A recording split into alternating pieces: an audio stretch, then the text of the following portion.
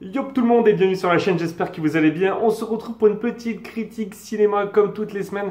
Et aujourd'hui je vais vous parler du film 1917, film qui est plutôt bien vendu sur les réseaux sociaux. On le présente comme un film événement. Alors, est-ce que le film tient vraiment toutes ses promesses? Eh bien je vous en parle tout de suite, c'est parti.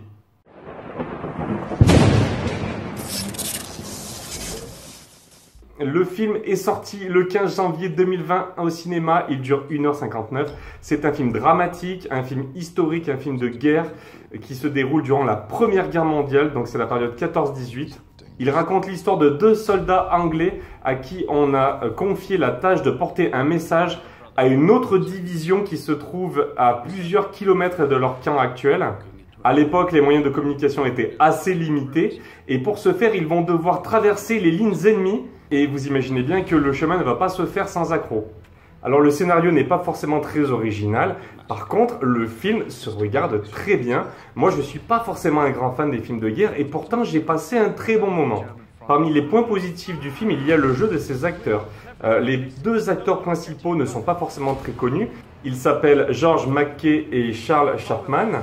Par contre ils ont une très belle présence à l'écran et ils nous font vraiment ressentir les émotions propres à un champ de bataille. Il y a aussi des acteurs plus connus comme Richard Madden qui jouait le rôle de Robb Stark dans la série Game of Thrones, mais aussi Benedict Cumberbatch, l'acteur qui joue Doctor Strange, et moi Doctor Strange, j'adore. Et bizarrement, les acteurs très connus apparaissent de façon assez brève dans le film. Un autre point positif du film, c'est sa réalisation. Le film est plutôt très bien fait. Alors je sais qu'en ce moment sur les réseaux sociaux, il y a pas mal de making-of qui passent et qui essayent de nous vanter les prouesses technologiques du film. Moi personnellement, je n'ai pas eu un choc en voyant les effets spéciaux, mais tout est plutôt très bien réalisé. On ressent parfaitement bien l'ambiance propre au champ de bataille, que ce soit dans les tranchées ou vraiment en ligne de front. Moi, ce n'est pas la première fois que je vois des films de guerre, j'en avais déjà vu des plus trash, des plus psychologiques, mais il n'empêche que dans ce film, on comprend très bien ce que les soldats ressentaient à cette époque, que ce soit les moments de solitude, que ce soit les moments de manque affectif, le froid, la peur. On rentre vraiment en immersion dans leur quotidien et c'est vraiment très touchant. Au jeu des points négatifs, eh bien moi j'en ai relevé deux. Certains personnages se font tirer dessus assez souvent, il y a des explosions. Et vous verrez que certains personnages ramassent vraiment beaucoup. J'ai trouvé limite que par moments ils paraissaient intouchables, limite increvables. Alors après je sais pas si les troupes allemandes c'est des vrais Stormtroopers, je sais pas s'ils ont appris à viser ou pas.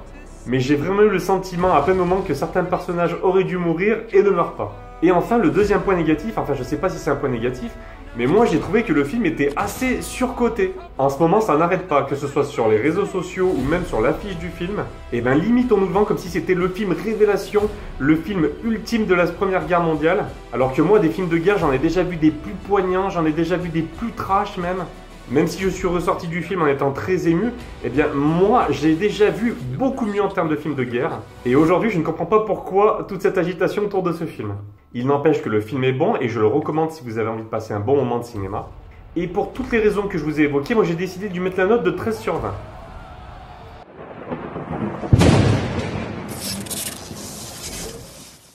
Voilà les amis, c'était ma petite critique cinéma de la semaine, j'espère qu'elle vous a plu et si c'est le cas, n'hésitez pas à laisser un petit pouce en l'air ou à vous abonner à la chaîne si ce genre de vidéo vous plaît.